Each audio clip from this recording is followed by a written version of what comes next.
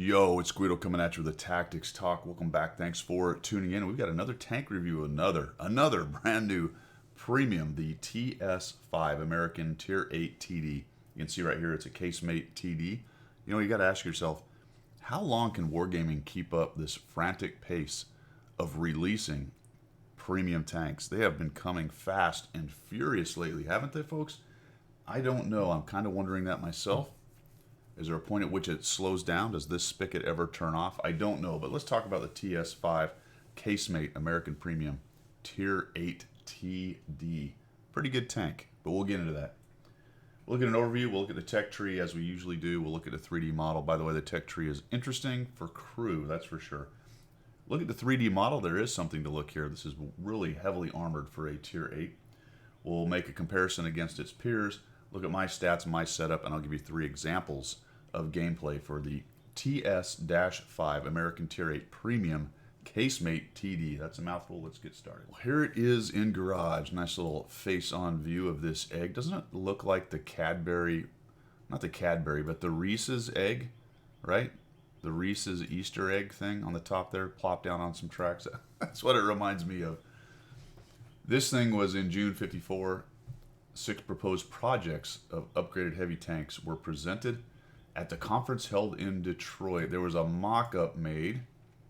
What was it? A dummy vehicle. I guess that's a mock-up. I don't know. A dummy vehicle was made, but no further development was made on this tank after that. So you're really looking at a napkin tank or a prototype, or not really even a prototype, a design. Let's put it that way. Taking a look at it in garage, you can see, like I said, it's got this kind of strange forward profile, quite heavily armored lower hull. One thing you will note, and we'll take a look at this in tanks.gg, all of this area right here is not a hitbox. This is track area. So if you're shooting at it from the front and hitting in this area, you might get a track by hitting the sprocket right there. That's the drive wheel in the back. What's this called? I don't remember. Whatever it is, the front sprocket. You might get a track, but you're not going to get any hit points off of the tank because there is no hitbox behind that. And it actually slopes back, so it goes something like right around here. So you're going to want to shoot it further back, but really this big flat side plate, if you're on this side of the tank or flanking the tank, it's probably the best place to go, or back on the engine deck. As far as the tanks or its peers here, you've got the Kano and Jagdpanzer is kind of a similar size. I'm going to get this thing to, there we go. Going from the side. A little bit smaller, right? ISU, roughly the same size. The JT is much larger. Look at the Ferdinand. If I can get it to click, is gigantic. And I'm going to stick with casemates here. We got the WZ. It's actually more low slung than this thing. That surprised me. I thought the WZ was a massive tank, but it's actually slightly smaller than the TS-5. So it's not huge, but it's not small at all. You look at here, the RHM, tiny little tank right there. And because it's got this big flat billboard side right here, that makes it kind of easy from the side to hit, to be quite honest. The front's a bit trickier though. Nice big mantlet, really heavily armored, and we'll take a look at that when we get to the 3D models. Let's move on to the tech tree. This gets interesting with the crew. As it is a premium tank, there are no modules to unlock. Obviously, it comes eleated and full up, so you don't have to worry about the modules. It's really the crew training that you're interested in, and since it's an American TD, you would think it'd be on the casemate line. And interestingly, it doesn't really match up great with them because it's got 2 loaders. If you look at this, it's commander, gunner, driver, and 2 loaders right there. There are 2 American TD lines. You've got the turreted version and the casemate, so there is some interchangeability there. It can run into either one, obviously, or it can run the crews from either line, obviously. But you're going to have to do a little bit of mix and matching. We'll start with the casemate at the T25AT. You can see that it's a commander, gunner, driver, loader. So you're missing a loader right there. When you move up to the T28, commander, gunner, driver, loader, same thing, missing a loader. For the T28, the T95, that surprised me. There's only 4 guys in that, but it's just an upgraded T28, isn't it? So you're down a loader as well. And when you get to the 110E3, it's a perfect match. So commander, gunner, driver, loader. All that means is your extra loader in your TS-5 is not going to get much training. However, it also means if you bring a crew over from, say, the T95 or T28, you're going to have to get yourself a loader from somewhere else, or buy one, or start training them, all that good stuff. And that can be a problem with brothers in arms. if you're coming at it from that direction. I.e., you hadn't trained up the crew in the TS-5 and now you're moving it somewhere else and you've just got an extra loader around, that's fine. But if you're bringing a 4-man crew over, you've got to do something to figure out the loader situation. On the turreted side, it's even weirder. You've got the T-25-2 commander, gunner, driver, radio operator loader. So down a loader and up a radio operator. Same thing with the T-28 prototype, so that same issue applies. You're looking at the T-30, and initially you're like, oh great, 2 loaders, and then you realize there's a radio operator involved. There's 6 guys in a T-30, and you get to the 110 E4, and nicely, that actually matches up. Commander, gunner, driver, loader, loader. So the 2 Tier 10 endgame tanks for both lines can be trained by the TS-5 as far as crew goes, and probably one other people might be interested in is either the Hellcat or the T-67, which I had not called up. So let's see what we got there. We'll start with the Hellcat. And yeah, he's got the radio operator and down 1 loader. And then you come over here and the same thing's going on for the T-67. You know, the older tanks tended to have separate radio operators. The newer era tanks tend to have the radio operator being the commander or some other crew member, usually the commander. So those are the tech tree considerations. A little bit wonky in there, so just be careful when you buy it and you go, hey, it's going to be a trainer for blah tank because I like that tank, or that's the one I'm working on, or whatever. Just realize there's going to be a little fiddling going on with your crew. It's not a straight across match for many of the tanks. Good news is it's a straight across match for the Tier 10s. Let's move on to the... All right, here it is, 3D model. You can see that it's got some really good armor. Look at this, 300 effective. We get to some ricochet auto bounce angles off to the edge, 639 effective. But that lower plate is weaker. So even so, though, 200, some Tier 8s, especially mediums with regular AP rounds, will struggle to pin that. And you put any kind of angle on it, this is the dynamic version, it starts to get even worse or harder to pin right there. So you really want to protect the lower plate. Pretty standard in any tank, really.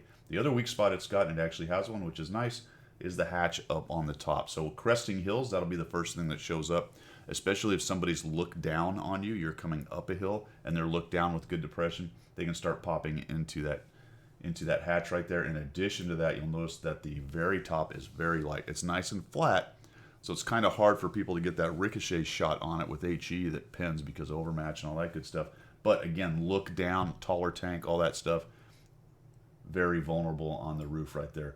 But still, it's kind of hard to get to because it's not sloped at all. Some things think like a T-30 turret or a T-34 or whatever turret that's kind of sloped a little bit there and makes it a little bit easier to skip those overmatch rounds over on top of it and HE and stuff like that. You'll note though that as you flat plate the side, it becomes much less armored, but still, even at 136 and 150, 160, that's going to give Tier 6, a lot of Tier 6 tanks, a bit of trouble without pressing 2, even trying to go through the side of the thing. But the back deck is much more lightly armored there. Now this is what I wanted to show you here. I mentioned it earlier. See how this is just all track and the hole slopes down. So if you come over here, it's hard to see, but the hole's basically back here. So shooting up here will track it, but you're not going to get any hit points of damage off of this thing. And of course the mantlet is just fantastically armored. Although I actually got pinned in the mantlet. Not really sure. Well, maybe it was near there, but I thought it was away from the... Is there actually a weak spot on there? What am I seeing here? There is a spot there. There's a hole right there, it looks like. Well, there you go. And I think that is on the model. There's a little hole right there. That must be a machine gun port, I think, or something, or a viewport. I believe the hole was on the other side, so I'm not sure if he got a good angle or what happened, and it could have been a strange artifact of the actual graphics, but it showed a huge hole right through my mantlet and surprised the heck out of me right there. And, you know, there can be other weird little things. You really have to search around. Sometimes there's just spots they missed. Well, there it is right there. There's a really... There we go. Yeah, look at that. So maybe that's where it was. Looks like there's a bit of a weak spot there. Not sure if there's another viewport on the other side. I'll have to look at it. All right, let's move on. Well, I said at the beginning, kind of gave it away, that it's a pretty good casemate TD. Realize that it's a casemate TD, so it suffers in a lot of respects like all casemate TDs do with flexibility in certain situations. And it's not a very fast tank. It's okay for a casemate, but it's not fast. So flexibility, getting around the battlefield, things like that is not going to be its forte. Fortunately, it makes up for that in a lot of ways. So let's talk about that as we look at the comparison. Now, I've got quite a few here. It is most directly, in my mind, compared to the T-28, which happens to be the tech tree variant. I don't usually do it that way, but it's very similar in play style.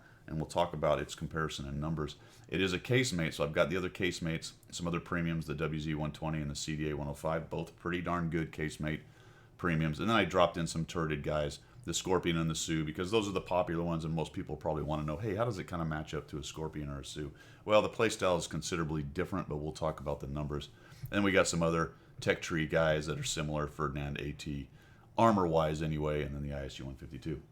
Excuse me. So what do we got? 400 alpha. All right, it's not an ISU-152. I said 172. ISU-152, but that's an outlier. At tier 8, a 750 alpha gun is an outlier. The Sioux's at 520, the Scorpion at 490, and this thing's pumping out 300, which is more like heavy tank region, maybe high heavy tank region right there. But it makes up for that alpha with a great DPM we'll get to in a minute. The penetration's pretty good at 248.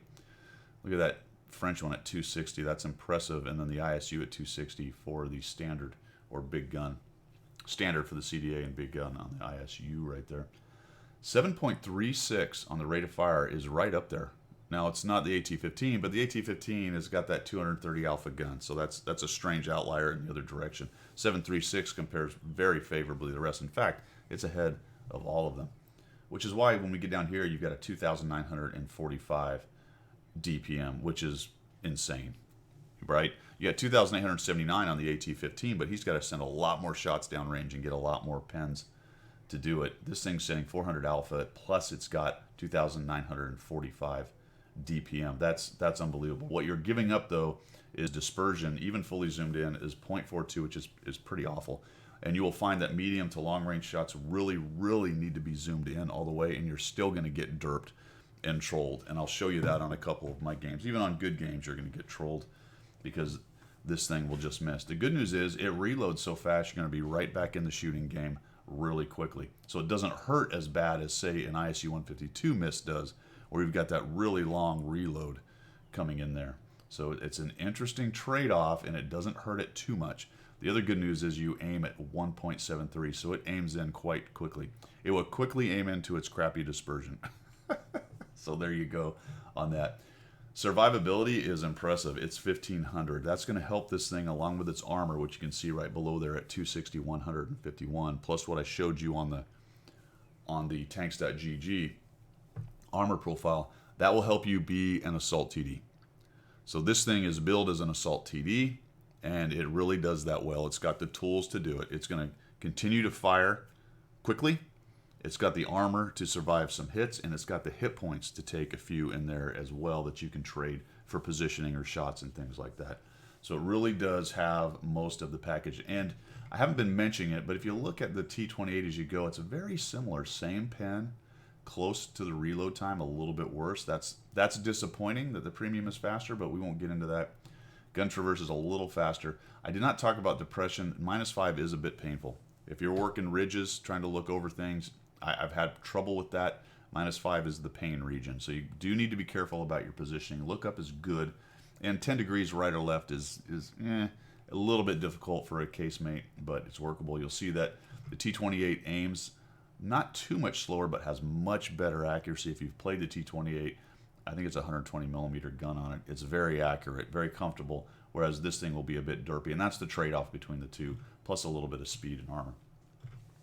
You'll note that the T28 also has the hit points to be the assault TD, which is what it's designed for in the game. All right, so mobility, we get to weight load limit is similar to the T28, and we come down here to the top speed of 26.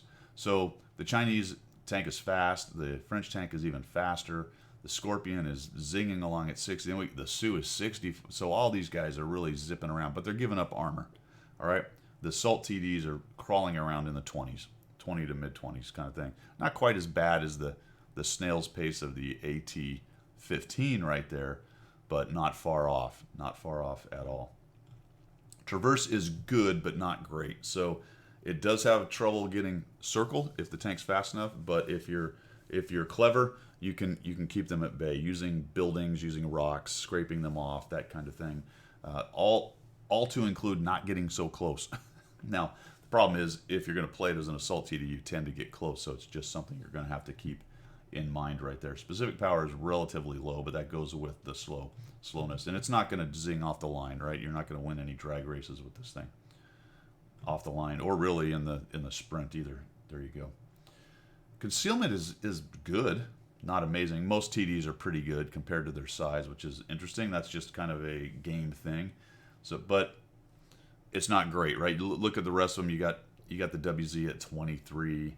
You've got the Sioux at 19. The Scorpion, interesting, at 13, which is even worse, but it's a very tall, kind of big vehicle in there as well. And then the view range is low at 370. So you may want to consider binoculars. I'll talk about my setup. That is an option potentially to spot for yourself. But in general, my opinion, the way the game's played and the way the maps are set up, minus a couple maps along the way like Proc or Malnovka, you are going to get spots from other people, really. Even with binoculars, you're probably not going to do much of your own spotting, and that would be more of a late game thing. But still, that's a consideration. If you're a good player and you tend to get the late game a lot and there's not a lot of tanks left, binoculars may be on your list. But we'll talk about that when we get to my setup. So overall, what is this thing? Well, it's an assault TD with a derpy gun, but a fantastic DPM.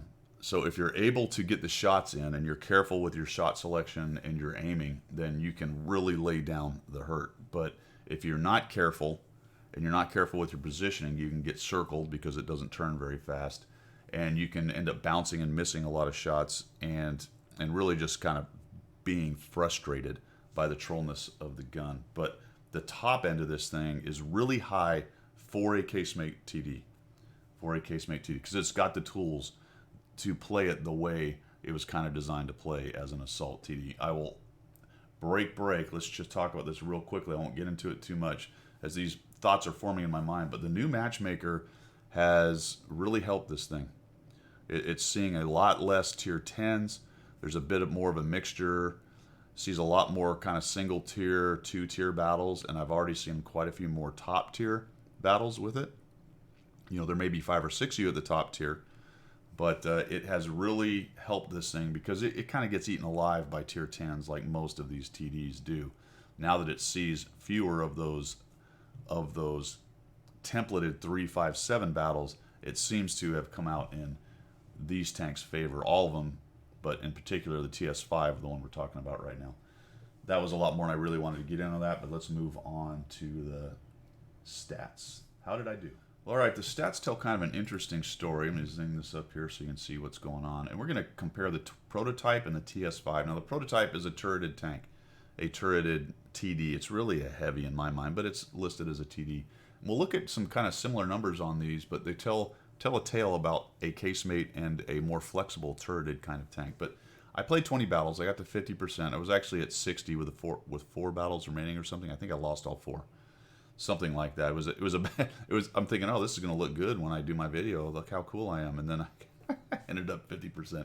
I think after 100, this is a 55% kind of tank. Something close to the T28 casemate. And we'll look at that and compare it as well as we look at these numbers. 949 on the average experience, which is good. Quite a bit higher than the T28. The T28 I played a long time ago. I'd expect that to be a little higher on my recents for that. But 949's actually pretty good. Anytime I approach 1,000, I feel pretty good about that as an average XP, and especially in a casemate TD. 1,000 is not bad, or close to 1,000 is not bad. We've got 73% hits. That's a little lower than I would like, and I think that speaks to the gun. 1.65 on the damage, 2 on the destruction ratio. Armor use is at 1.05. Anytime you get to near 1 on armor use, you're doing something. You've got a heavily armored tank.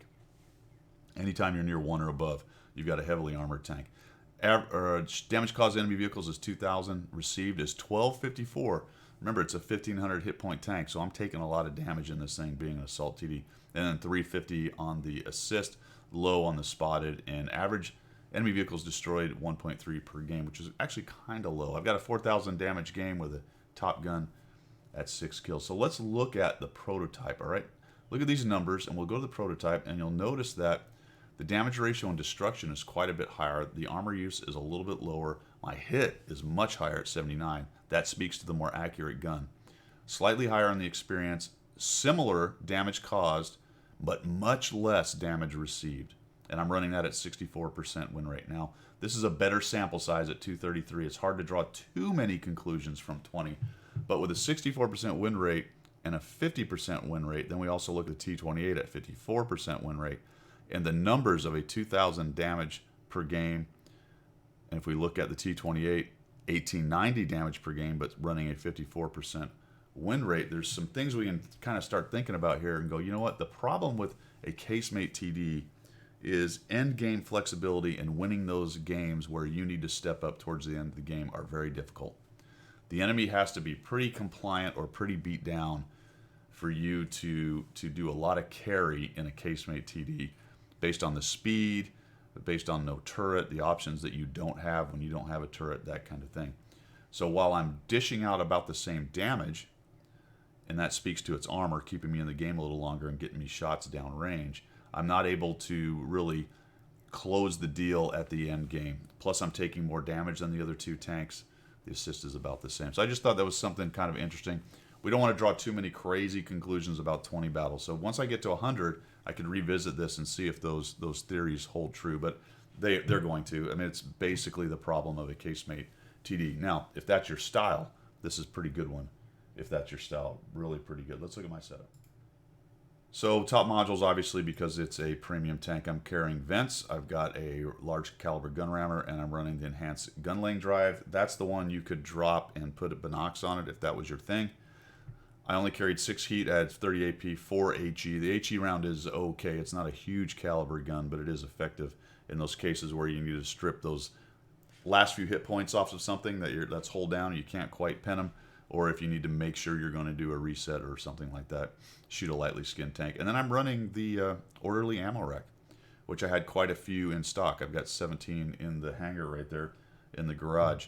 This is something I've started doing. They're building up. They're starting to become prizes for various missions and things. No sense letting them sit there. It's another little extra percentage off of the reload in this case. And there's lots of different types in there. One thing I will warn and caution you about a little bit is there is this auto resupply, but there is nothing in there that tells you when you've run out, in which case you will start then decreasing your bonds because you'll be buying them for bonds. So be very careful about that. Hopefully they put the functionality in that somewhere in the UI in the near future that tells you, hey, you've run out of your stuff in the hangar. Do you really want to keep using these things? Because you'll be bleeding your bonds dry. We'll see if that happens. Crew-wise, you'll see that I actually put a fairly new crew. It's my 110E3 crew. I've done a lot of crew move. My crews are a mess. And instead of running a really good crew, I thought, you know what, let's just run a kind of average crew and see what this thing can do. Because a lot of people will buy this and they're going to use it as a trainer. When you buy it, you get a crew with it, right? And you might actually just start training that crew because you want to build up a crew for your American tanks. You're not like me. You don't have every dang thing unlocked. So let's see what a pretty average crew does. Now, it's decent. There's some extra bonuses going on here. A couple repair guys going on. You'll notice that it's not really set up as a TD crew. There's no camo in there yet. But it may be really, if you're an assault kind of guy, that repair is the place you want to be with an assault TD as opposed to camo. You want to get your stuff fixed. It sucks to get tracked and stuck in the middle of a road and people just pummeling you from every direction right there. Large kit, and a large, or an automatic, large/automatic fire extinguisher right there. And that is my setup. Let's move on to 3 examples of gameplay. These are all 3 going to be aces. Of my 10 wins, 3 of them were aces. I think actually 4 were. I'd have to dig through. I know that 3 were because these are the ones we're going to watch right here. But they give a pretty good cross-section of the tank, how it plays. So let's move on to that. Here we are in Karelia, and I'm headed up to the northeast hill. This is an assault map. We're on defense. And I'm just going to go up here to the northeast hill and try to take it. I played this thing very aggressively the entire time. The new matchmaking really helped that. I just found that I was getting in matches where I looked at the setup and I went, all right, I can actually use my armor in this. I'm not going to get absolutely and completely crushed. Now, that did happen. I saw tier 10s on occasion. But for the most part, I was able to be very aggressive. So I'm headed up here with a T-32, a KV-4, and a T-54 model. And we've got 4 of our tier 8s are headed up this way, and that's actually a pretty good strike force. The rest of our tanks are camping pretty hard over on the other side, and a couple smaller tanks headed up to the hill on the southwest. So we find a T-29 and an IS, and that's not a very big force. It looks like there's a bunch of their tanks camping up on their hill, and that's good news for us. So we're just going to come around here, and I'm going to start working on these guys. And you'll notice that I'm having a little bit of trouble with the gun depression. I should have gone further to the left where it's flatter. I would not have to have come up and over on that. Now, I pinned that T-29. I'm not really sure where that went. Did I get into the hatch? Did I actually pin the side of the turret? Was his turret turned just enough that he flat-plated? I don't know, but that first one went right in, and that really made me start feeling good about this battle. I'm thinking, oh yeah, RNG is on my side right here. And you can see that I'm struggling with a bit of the hill right here in my only -5 depression. I really need the IS to go away. And I think there's a Ferdinand over in the corner, and he's a big problem. If I go too far forward, the Ferdinand starts shooting me in the side. So we'll just keep working here, trying to find that rev. The T-29 gets hit. Should have gone to HE a little bit sooner for the T-29. Also got that supply point in between he and I. So we'll just come in here and see if we can. There's a ricochet, so RNG actually worked out for me. Did not allow it to completely zoom in. And we're all just playing the turret game over here. There's a couple RT. I'm thinking just turn a little sideways, but not quite enough. T-29 hold down, and now I go to HE. Should have done that a while ago. Could have picked this guy apart much faster. Only gets 80. Heavily armored turret. So I'm hoping somebody else will do that. There we go. So either the KV-4 pinned him, or he also went to HE and we take that guy down. And now I'm just going to kind of no respect for this Ferdinand. He gets right into, I believe, my lower hole right there.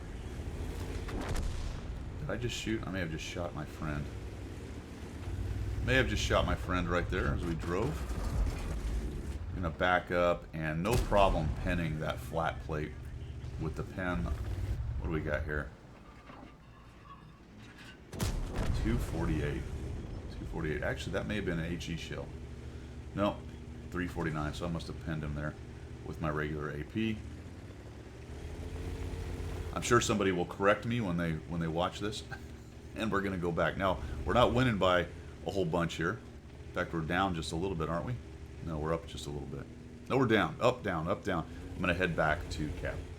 And unfortunately, a portion of my friends are actually going to head past this hill and towards their spawn point, which was very foolish. They needed to all turn around. They're going to go jump on the prototype. I think they end up getting him dead, which is fine, but that guy wasn't really doing anything. One of them probably could have held the hill for a while, and I'm going to head back. So even with a really slow tank like this thing is, you can see I'm not exactly blitzing along here. You can actually go back. I hear that a lot. Well, I'm too slow. I can't go back. No, you just turn around, you hit W, and you start heading back, and you're good. That's what you do. 6 to 8 now. Got an M445 moving through the middle. The prototype dies. That's good. Unfortunately, they run into a Lorraine. Down goes the M445, and now it's 8 to 8. But the 40T has come off the hill, and he gets in there with his autoloader and starts munching up our wounded tanks over there. And I am just going to run back. So I'm only at 1406. There goes the AT. And there's that traverse. It's just not quite fast enough to get where I want it to go. Not enough lead, and the derpiness, it hit the ground anyway, so not really a great shot right there. And now I'm just going to start backing up into the bushes here. Unfortunately, I can't really help the T-32, the Lorraine, the AT, T-25 AT, and whatever the other tank is that went in over after him. Looks like the Scorpion. Yep, it is the Scorpion G. Have munched him, so I'm going to turn around again. And it's just painful, right? This is the flexibility thing I'm talking about. It's just not really that flexible of a tank. I'm out in the open here, so I really don't want to sit there. Thought I might get one shot on the defender and then run away. But I really need to get behind some bushes, get some cover here, because I'm going to have these guys coming at me. So we're backing up. Not going great, right? We got 3 tanks.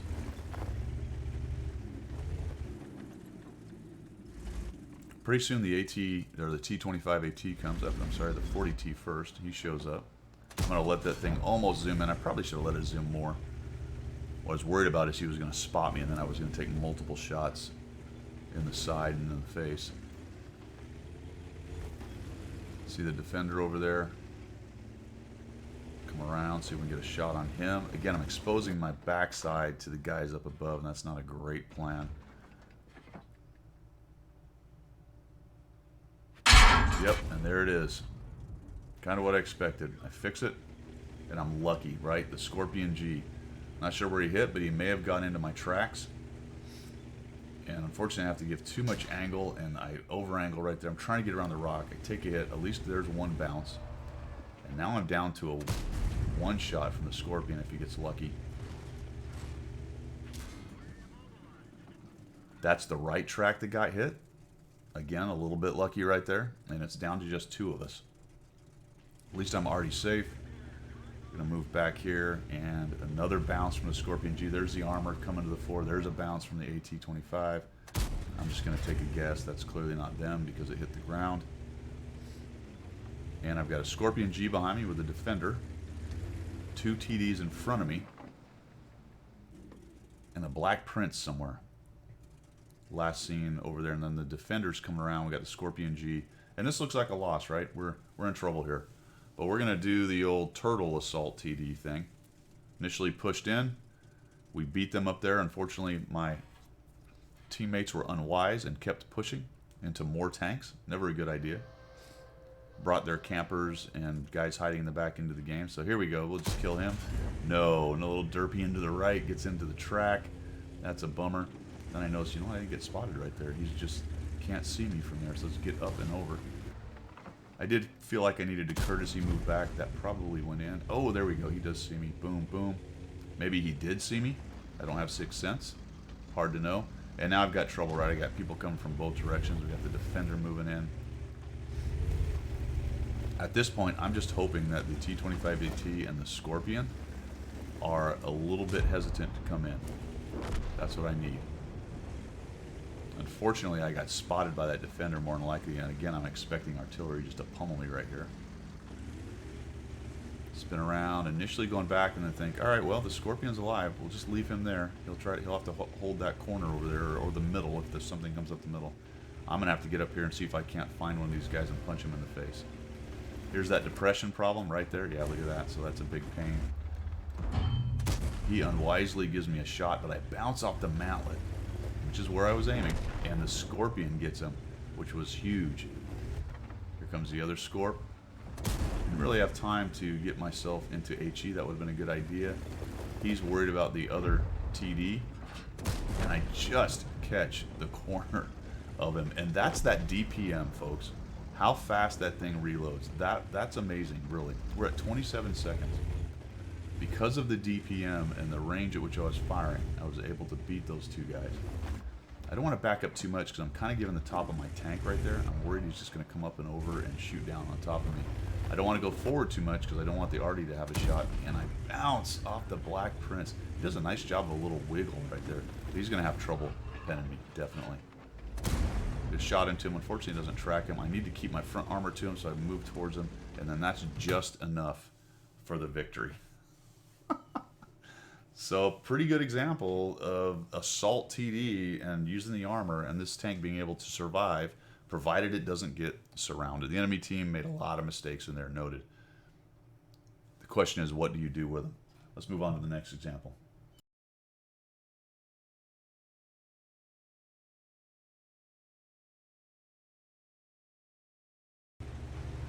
All right, the first example is Karelia. Karelia is kind of a mix of a brawl and an open map, so you can get some definite sniping on Karelia, but you can also get some brawling, as you saw in certain areas. Here we are on Proc, and this is pretty much a full-on sniper map. So I'm going to hang out back here. I actually got accused of cheating on this game because the guy said I was never spotted. I can't prove that. I don't know if I was never spotted. I don't have sixth sense on this tank. I feel like I was at least a couple times. But for a large amount of the game, I was not spotted. This EBR comes in. We have a lot of trouble. And this is where casemate TDs are a real pain, especially against these wheeled tanks. I'm just missing like crazy. I can't get my gun online. He's doing a really nice job of wiggling around, and he has come completely in here and absolutely caused chaos in all of us camping back in this corner. Now, I haven't taken any shots, so either I wasn't seen or... and I bounce off a T-92. Unbelievable. Either I wasn't seen or the enemy was so busy shooting at everyone else they just didn't have time to shoot at me, and I went dark. So I'm okay right now. I really need to get a shot on this guy, and I just can't. Oh, there we go. Finally get a piece of the T-92. It's very difficult using casemate TD for tracking guys going right to left right there. You need to set out in the lead pretty good. And then wait for them to enter. There's a bounce. So actually get into the turret, but the T-28 is pretty heavily armored. And then he disappears on me. Just take a blind shot into there. I'm going to move up to this next bush. The T-28s move pretty far forward, so what I'd really love to do is catch sight of him before he catches sight of me. That's an iffy proposition. There's plenty of other tanks in here with good view range that could come in and see me first. But I've got so many guns behind me that I'm going to go ahead and use my armor and see if we can't start spotting these guys. We're really camped back in the corner, and now guys start to move forward. I see this T-71 CMD moving up. That's good news. That's going to allow us to start putting shots down range as soon as we spot them. T-29 is being a little bit crazy. That's all right. 53 TP. Drives past. Good deal. And then the 40T also has pretty good view range, and I'll move up with them. What I'm going to have to deal with is trying to get around these two guys and get shots on people. T-29 is just really in the way right here. So I'm trying to get a little shot. We'll go down low, and we'll drop a shot. And now I'm switching over to heat. Don't really feel like bouncing off the heavily armored prototype anymore. See if we can kill him off. Nope, we get a bounce with heat. Probably hit some weird angle. Get down low here on his plate. There we go. There's 390. A little bit of a low roll. A slightly high roll would have been much nicer. And now this poor Panther, which I do not need heat for, but I have forgotten. There we go. Now I'm back to AP. Getting a little bit better at that as I go in this game. Find him, get a highlight on him, nuke him, down he goes. But we're looking at 5 to 6. The hill didn't do so good. We do have a T-34-3 in the middle. There's an IS-2 over there and an ISM, and those are trouble. They both hit hard. Won't take many hits from them before I'm in big trouble. And now I've got a scout coming in here. I get a piece of him, light him on fire, and down he goes.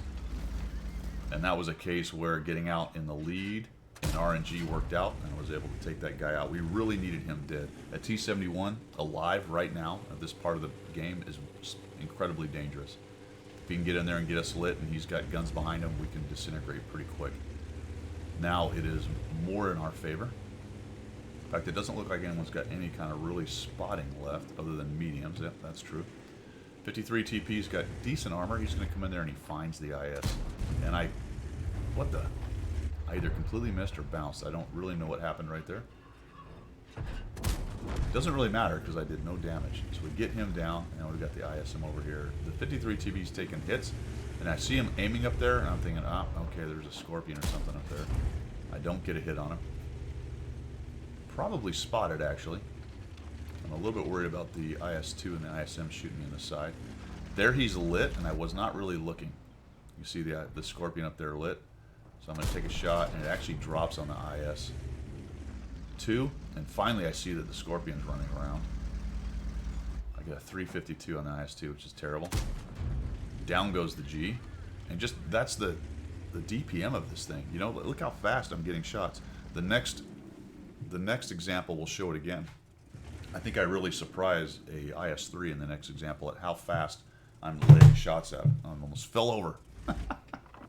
There's the IS-2 being a little bit unwise.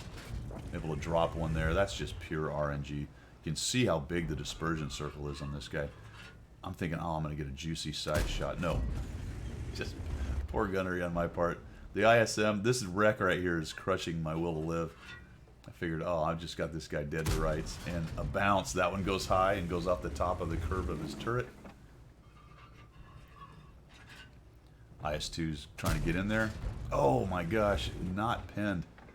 Got to the back, maybe a little bit of angle on the IS-2 there and unable to pin him. Let's see if we can kill this guy. There we go, finally got the ISM down. The IS-2 is battling the T-34-3. Somebody's tracked him and I track him and then he goes down. Pretty typical of this gun. With that big dispersion, you're going to get a lot of those shots that just drop down into the ground or near the bottom of the tracks. Remember, you hit the bottom of the tracks, there's no hitbox behind them, so you get the track, but you don't get the kill. Or the damage. I guess more importantly, the damage and then the kill. So I'm going to come up here. I know that there's going to be an artillery probably in the back there. I expect them to be about 5 or 6, but I don't think either one of them shows up there. That was interesting. And I'm going to get a bit of a snap because of what I want right now is my top gun. A little bit of lead fire. He's not moving very fast. Drop that on him. Not going to get a shot on the GW. And that is it. 3,610 damage, 6 kills for a top gun and an ace tanker. Really a friendly map in a friendly situation. If you're sitting back in the bushes on the 1-2 line and guys get lit, you're going to have a good day. Provided you're not lit and taking fire back, you're just going to eat them up like we did. The scouts were a problem.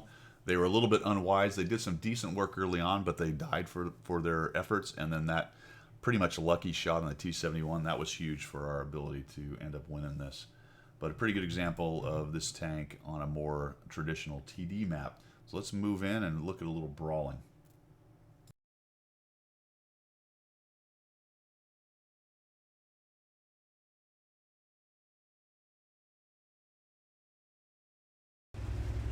Our last example is Ghost Town, which is one of the newer, if not the newest map. I think it's the newest map. I'm going to go in the city and brawl. So I look at this setup again. All of these are favorable setups, right? The 3 aces, so don't get me wrong. I did play games where I faced tier 9s and 10s. Those were okay. The tank does have some capability with good penetration, but you're not going to be able to be as aggressive as I was in a lot of these games. We see the scout coming across here, but because I looked at this and went, okay, this should be no problem. And unfortunately, I sort of don't pay attention to that IS-3. So I'm spotted, and he comes in there and eats, what, 332. Very lucky on a super low roll right there, so I'll take that. And I miss. Again, troubles shooting fast tanks with a casemate TD with a relatively derpy gun. You're going to have them. So see the IS in the Emil. We got an IS-3 on this corner. And I don't really want him coming around and blasting my tank. So I'm going to cross here. I need to get across this as soon as possible. I don't want to take any side hits from those guys up on the hill. That's the problem with this map and moving through these roads. There's a lot of side shots from the hills if you're not careful. So we've got an Emil 1, pretty good tank. Looks like he's trying to side scrape and go around the corner, but I'm just going to disrespect these guys. And unfortunately, I run into the eyes. He gets a shot into me, but look at that. He went into the track. So we'll come around here, and unfortunately, the Emil 1 was kind of ramming into me, and that's unfortunate. But he's going to come up here and just die because they've all pulled back. He drives around, and I'm going to end up using his carcass to help me. We'll take down the 5916, and we'll just use his carcass. He's tracked, and look how fast the reload is. I don't think this IS-3 really understands right now, but he probably did after this. Unfortunately, I get to the pike, part of the pike nose that's actually heavily angled on me, and that was a bummer. He's going to burn down. That's helpful, but not quite enough. But look at the reload, how fast I reloaded, and down he goes. I'm sure that actually surprised those guys. The IS-3 would have done really well to get out from around that and start beating us up, but he's worried about this other tank. Now this is a bummer here. I'm going to try to get up under and into that guy's hole, but I end up just getting tracks. The ARL-44 has a kind of similar setup with its tracks to this tank. That front edge right there doesn't really have a hitbox. I just drive around. Look at that. Enough mobility to do this kind of thing, but not enough to be comfortable with it. And now I'm tracked, and I'm thinking, oh, if this IS-3 pushes me, I'm in big trouble. I don't think he realized what he needed to do right there. Finally get that shot into the ARL, and now I've got to try to block him, but he's going around. And the IS-3 gets a track on me. I've got a gun down. I'm waiting for my tracks to repair, and I feel, you know what, let's just get this ARL out. I'm probably going to eat a shot from the IS. That's fine. There we go. And I'm tracked again, and that's a bummer. The OODS is hitting me. The IS-3 tries to get around, but I'm going to use this wall to scrape him off. Doing the assault TD thing. See, I'm just getting my front armor, and holy cow, someone missed. Probably the OODS. That was good. Now I'm trying to get my gun into this dude. Go right down into him. There we go. I'm thinking, well, this is it. Someone's going to kill me. And the 3485 has been helping me and keeps me alive. I got shots coming at me from every direction. The 100. Now we got the 304 wanted to kill me. I got my engine down, and I'm barely able to crawl around the corner and survive that whole scrum. And now I've got a bloody FV 202 in front of me. So threats from every direction. Every direction. The artillery's dead. That's good. I don't have to worry about that. The FV is getting surrounded a little bit. We've got the numbers on them. There are 2 TDs up on that promontory. There's a 1375. I am worried about him. I don't know where he is, and I really would hate for him to show up behind me. But there he is. He's out in the field, and he dies. And then the FV dies, and now we've got this thing sorted out. Waiting for my repair kit to fix my engine so I have a little bit more mobility. I do want to be careful around this corner. Some HE or a well-placed shot. Remember, they're looked down, so if they get into my roof or they get into my hatch, And it will even flat plate some of the armor right there, and they'll look down, so I do need to be careful. See if I can bait a shot. I don't have Sixth Sense, so that's a problem too. I'm not able to kind of stick a bit of my tank around and see if I'm spotted. So I'm hoping one might be a little ill-advised and come around that corner, a little bit foolish. Doesn't happen. The Super Pershing is kind of rocking back and forth there. I'll have to look at what his results were. The team congratulates him on a really good game afterwards, but I'm not really sure what his damage output was. He was dealing with some of the other tier 8s in another part of the map, though, so that's a good thing. I only had one tier 8 to deal with, and several of his buddies. And there goes the 100. Well, I knew he was going to get hit. I probably should have followed him up just a little bit more. More than likely, they'd have been aimed in. So watch the derpiness of this gun. No, that little bottom left into the rock. There's actually a lot less of him showing than it seems. And that goes a little high and right. Not able to do it. And I do not track down any more damage. This guy retreats back into this corner at K1 and ends up dying. And I'm just not fast enough to get there, which, again, that's that end game capability of this tank to get to the last hit points and build up some DPM and stuff is very difficult. If the enemy comes to you, that's great, but if you've got to run to the enemy, you're going to get beat by a 3485 and a T92 and even a Su-100 and a Scorpion, which are decently mobile for TDs. All right, let's wrap this thing up.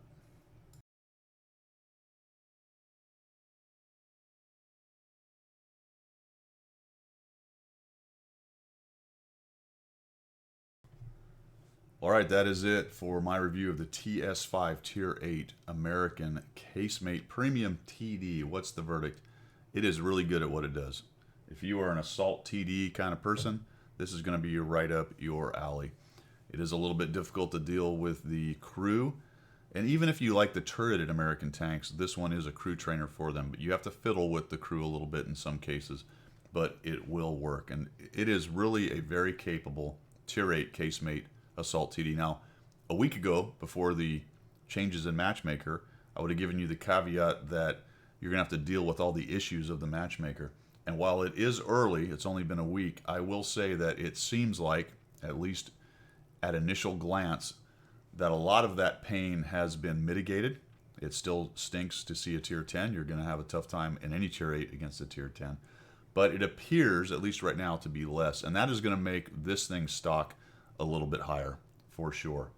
For sure. Now, you're not going to zip around the battlefield and clean up at the end.